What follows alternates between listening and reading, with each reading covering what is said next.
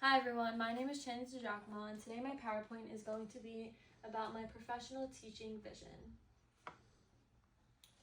I currently work at a special education school with students who have autism. These experiences have shaped the kind of educator I want to be, one who uplifts every learner through care, structure, and response. From working at my school, honestly, my kids have made me a better person, and I'm so excited to be able to finish my degree and become a teacher. Introduction. Teaching is a lifelong journey. I believe in equity, respect, and growth. I strive to help every student succeed. I believe teaching is a long life journey, and every student deserves a chance to succeed. In my role, I've worked with students who have complex needs and require individualized support. One student was terrified of using the bathroom due to sensory overload, and through gradual support and patience, we made progress together. The experience taught me the importance of meeting students with empathy and believing in their growth. This slide is going to be about personal values and biases. My core values are respect, honesty, forgiveness, and faith. I also grew up with an IEP, so I know how important it is to feel supported and understood. I use that insight to reflect on my own biases and ensure I treat every child with compassion and understanding, no matter what their background or their ability is.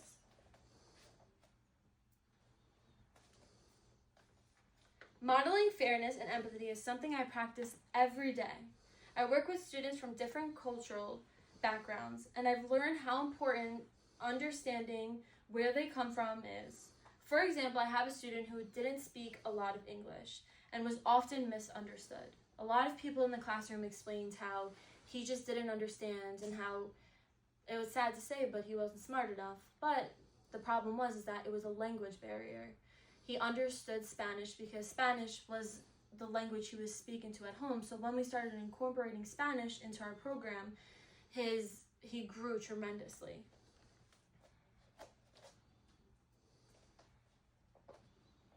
High expectations is communication. I set clear and kind expectations with my students and families.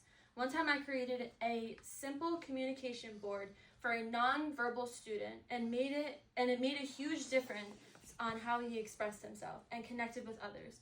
Clear communication builds trust and helps students feel capable. High expectations technology. Technology can open doors for students. I've used tools like boom cards, visuals, and assistive tech with Equido to support students who struggle with reading and writing. It's an amazing tool that can help students who previously felt frustrated finally feel empowered. My next slide is high expectations, professional standards. I've learned so much from working with teachers who have more experience than me and specialists. I take feedback seriously and use it to grow. When I started, I struggled with transitions in the classroom. After observing others and speaking for guidance, I improved my routines and my students responded positively. When I first started working in my job, it was kind of hard for me because I was very new to it, and I literally went up to the teacher and explained to her, if there's anything that I'm doing wrong or that I can improve, please let me know so that I can bring it into my work and be able to help out in the classroom more.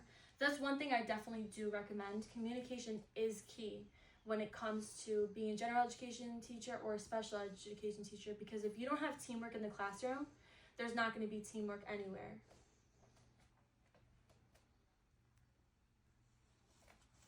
My next slide is a high expectations and its laws and policy. Working in special education, I've become familiar with IDEA, FERPA, and IEPs. I've attended IEP meetings, helped track students' progress, and made sure we stayed within legal boundaries. It's my responsibility to advocate for students while protecting their privacy and dignity. Luckily, through my school, I've grown in it, and teachers have allowed me to come into IEP meetings with them, especially because I'm back in school, which I'm so excited for the opportunity because you know, I'm doing my degree now, about to finish, but I'm already getting so much insight and learning amazing things, and I'm happy that I'm able to learn it now, so when I actually do become a teacher, I have the experience. Professional learning goal 1. My first learning goal is to grow in culturally responsive teaching. I work with students who come from many different backgrounds, and I want to be better at honoring their culture in my instruction. I've started reading more about this and asking colleagues how they celebrate student identity in the classroom, which a lot of my colleagues, we have so many different nationalities, so many different cultures in our room. We were able to work together and making these cultures come alive in the classroom, and the students love it. It's amazing, and they learn so much more.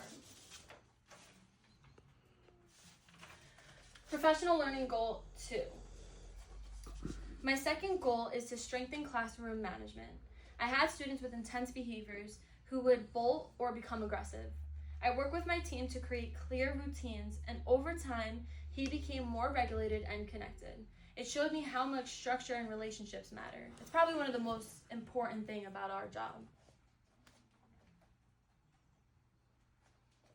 Professional learning goal 3. My third goal is to use data more effectively. At work, I help collect ABC data and track student behaviors and progress. I want to get better at using this information to adjust instruction and better support individual needs. So I kind of wanted to give a few examples from my school. We are an ABA school, which, you know, a lot of things we use to track data is DROs, task analysis. I know it varies at different schools, but this is what we do use.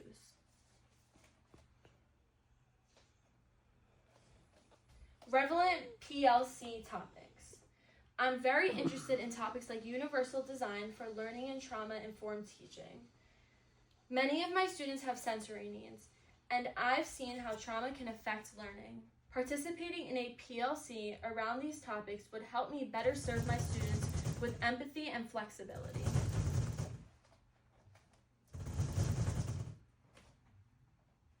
Lifelong learning. I believe in always growing. Working in special education has pushed me to learn consistently, from understanding new behavioral strategies to learning how to use an AAC device. I know I won't ever stop learning because the students teach me something new every single day. Here are references I use to support my presentation, including Grand Canyon University. Here are all my references.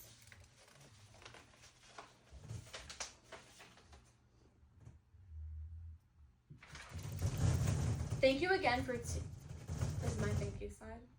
Thank you again for listening. Teaching is more than a career for me. It's a calling. I look forward to continuing my journey, growing as an educator, and doing everything I can to help students feel capable, cared for, and seen. Thank you.